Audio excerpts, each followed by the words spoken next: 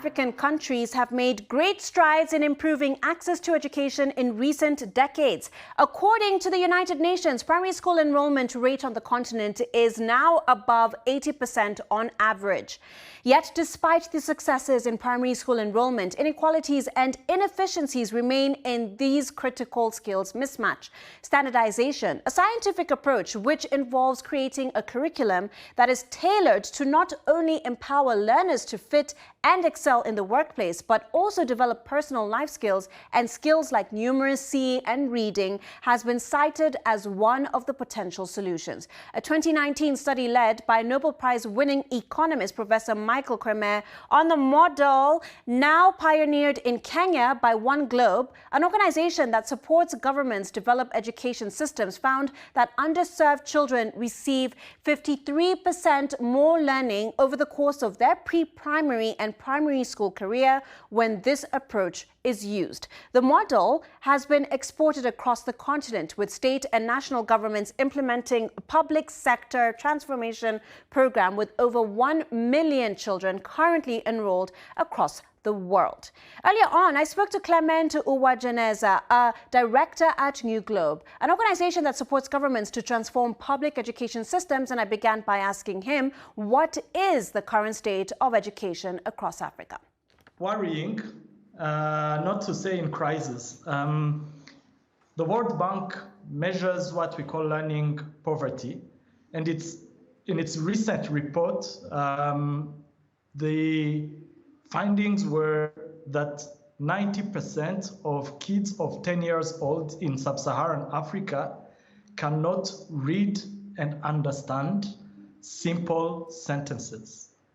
90%, 9 in every 10 children, that's worrying. Is there any solution to this? Yes, fortunately. We've seen that some countries that have adopted some of the proven approaches to improve and accelerate learning gains are seeing successes. And these methods revolve around 3 things. One is structured and standardized lesson guides that allow teachers to deliver better learning in the classroom. Second is teacher training, teacher support, and continuous development. And then 3 is leveraging data so to make better policy that continuously improve the experience for children in the classroom.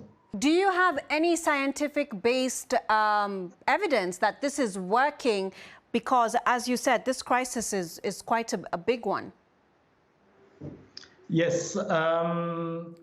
Michael Clement, who's a Nobel Prize laureate for 2019, has conducted a study over 2 years in the schools we support in Kenya. This study findings were that children who spent 2 years in a NewGlobe supported school gain as much as 3 years equivalent learning compared to their peers in other schools. So that's an additional 1 year of learning.